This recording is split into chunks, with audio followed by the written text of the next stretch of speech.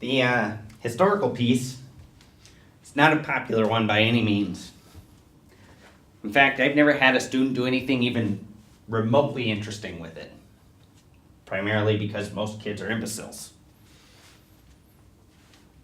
But your Sinclair-esque piece about the lunch ladies, sensational. I want you to find me a good piece of local history. This isn't really my kind of assignment. I know. I want you to be challenged. Talk to your occupational mentor. See if Richard has any good ideas.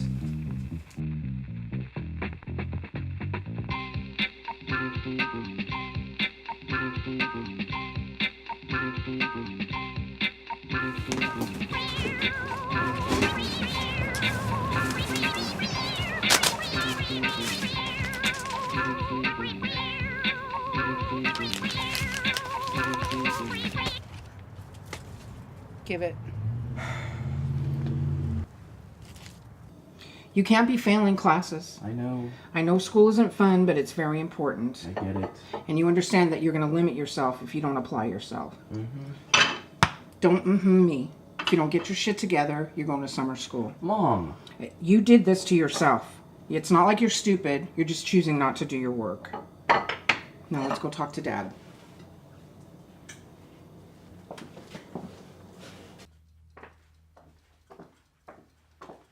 Hey! Where are you going? For school project. That's when I was working for the Ventura Star. Another time the I have Star. the history assignment for the school paper this month. Not the sort of assignment you typically get. Mr. Hoffiger wants me to be challenged. You weren't dropped enough as a baby. What? So I'm your source on ancient history. You want to know what it was like to ride dinosaurs around as a kid? Okay. How about one of the historical buildings in town? You could do a piece on one of those. I'd like to do something actually interesting. There's the old petrol plant. There's not enough information for that. But you could do a piece on About the petrol plant? It's almost a myth now. I was there though, but it wouldn't make a good story. Tell me. Well, it was a day like any other. I was in the press room. I was polishing a feature piece for the Star. That's what we called it, Star. I took a telephone call. It was about a fire at the petrol plant on the edge of town. I drove out to get some photos, but I was not quick enough. They had a mighty big perimeter set up in case of another explosion. It's miraculous that there was only a single casualty. There was one serious injury, though, too. The man had been trapped by the fire, and his foreman, Charlie Fictive, ran through the flames to try to save him. The man was dead by the time Charlie got to him, but Charlie came back through the flames carrying the man's lifeless body and screaming. Found out later that Charlie was burned over 70% of his body. It's amazing he lived. All very bad PR for the oil companies. Rumor was they gave Charlie $4 million to never mention the incident and to stay entirely out of the public eye. Lost his mind after he healed. He abandoned his wife, ran up into the hills. He was never seen again. You mean Charman? That's what you kids call him these days. I didn't know the story had stuck around. Yeah. He gets super strength from the chemical fire and runs around the hills naked with Bigfoot molesting pine cones. I need a real story, Dick.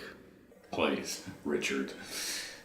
This is a real story, Max. You know, maybe not the myth it's become, but it was a real event.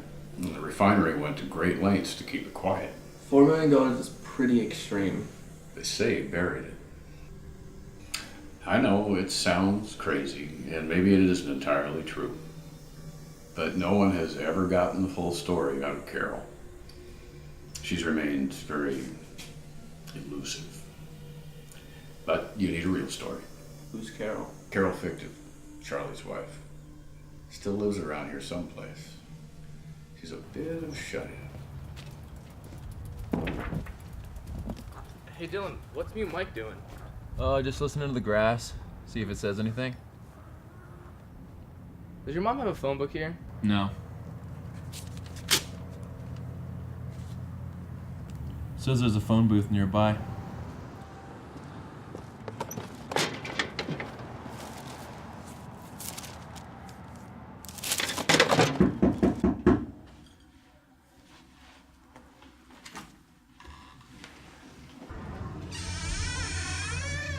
Miss Fictive? Who's asking? My name is Max. I'm a photojournalist. It's for a school project. Do you want some tea, you nosy little bastard? No. No, thank you. Well, then what do you want? I wanted to ask you about Charlie. You people are such damn vultures. You want to know the story? Fine. If it'll make you leave me alone. After the accident, I spent a lot of time with Charlie in the hospital. His body recovered so rapidly, it was almost alarming. Soon I was able to take him home. The plant gave us a huge settlement to keep Charlie out of sight.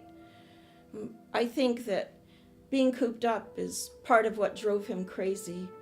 He'd wake me up in the middle of the night, like he was sleep talking. He'd look at me and he'd say, "I'll leave it under the bed. My heart and everything, I'll leave it under the bed." Over and over, night after night, he would tell me this.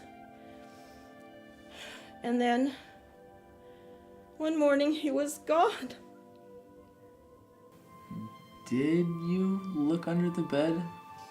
Of course I did. Don't ask me stupid questions. Where was this? It was the house that Charlie had bought for us. When he left, he took almost all of the settlement and left me with practically nothing. What had been our home had become hollow to me. I had to move. About a year after the accident, I sold it. Maybe 76. I think it's abandoned now. The abandoned place on Mill Street?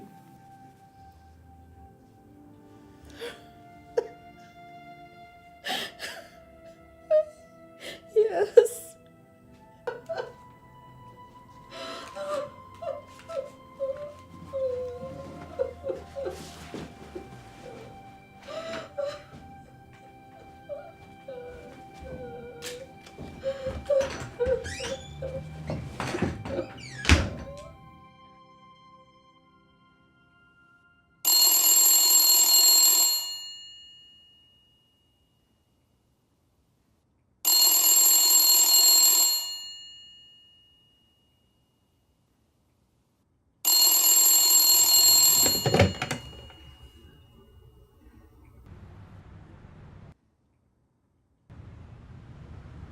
Mike, put Dylan on the phone.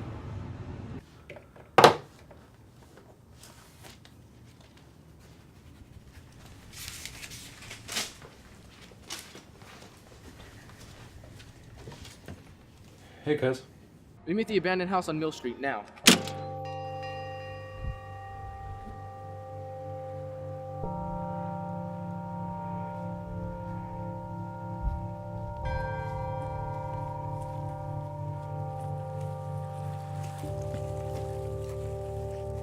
There's something important under the floorboards.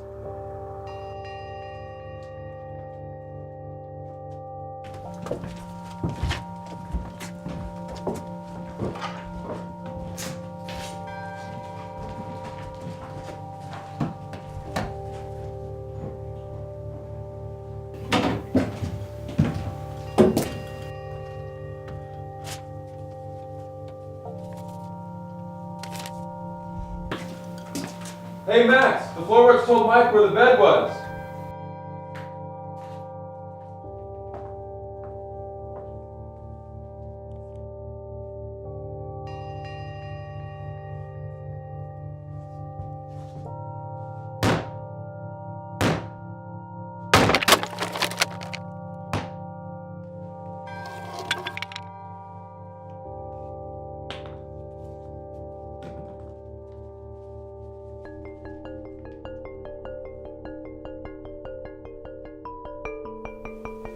This is too cryptic for us.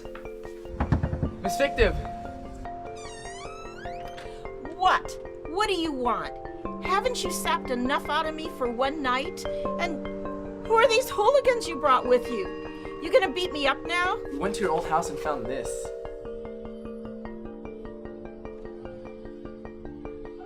Oh my. And all she did was answer the front door. And why are you three here again? Well, we were here earlier. Well, not too early, but it was for a school project.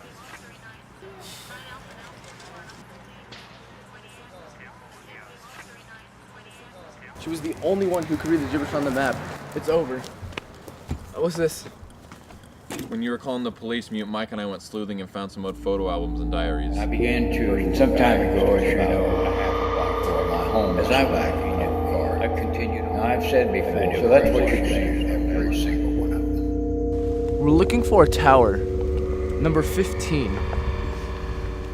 Do you smell that? Totally. Like sour brisket.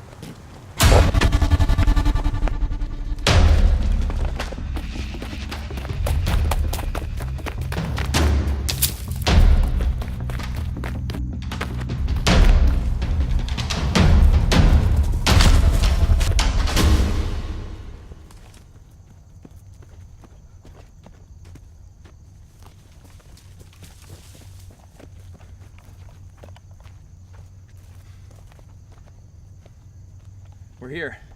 This is the next landmark. Oh yeah, you're right. I don't know. Maybe he is leading us to it.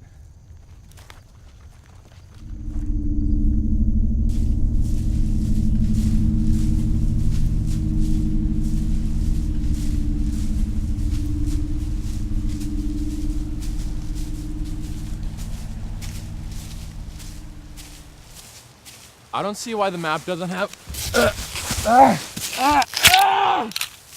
Dylan, are you okay? He got my eye. We're going back. We have to get you to the hospital. No. We're too close.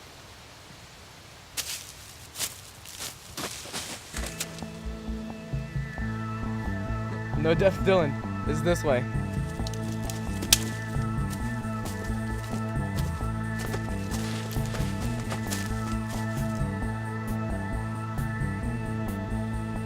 There should be a cave at the end of this Tar Creek, but I'm not seeing one. It's starting to get dark. Your Mike's right. We should head back.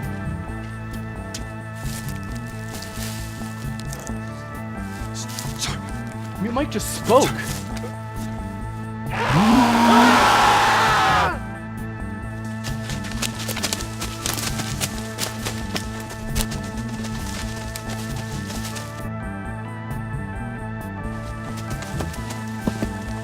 This way.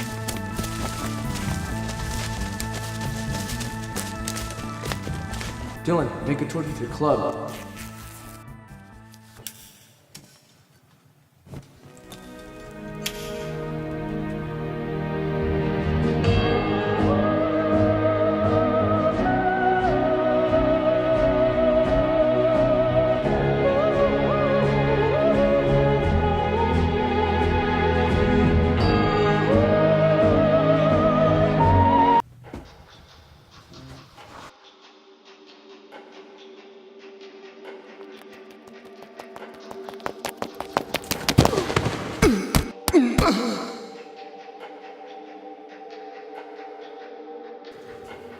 Did Charman just tackle Charman? That's not Charman.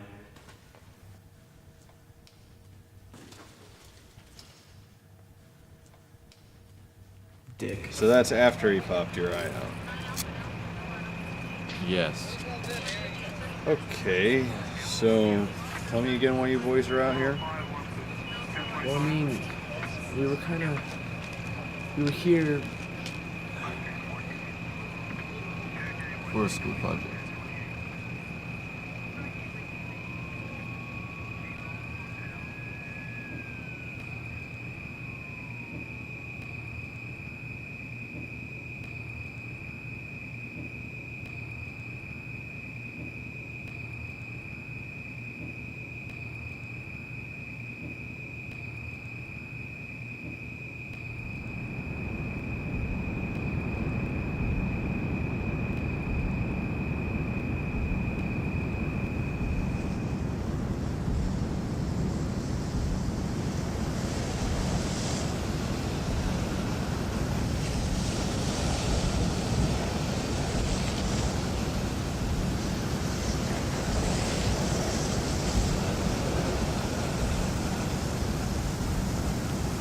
What are we gonna do with all the money? We're gonna buy me a new motherfucking eye.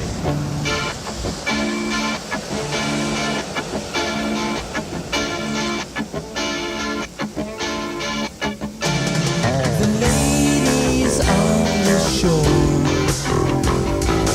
they all waved goodbye with babies in their arms and water in their eyes. The men all took their place. The captain set the course. The ship of fools set sail long ago.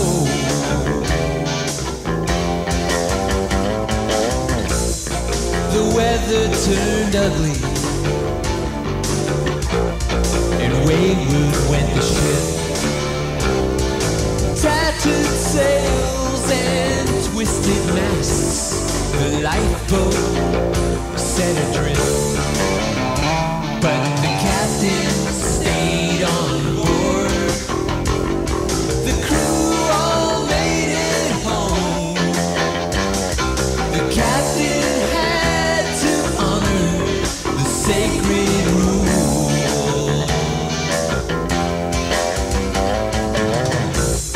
You've got to go down. You've got to go down. Down with the ship. Went down. You've got to go down, down with the ship.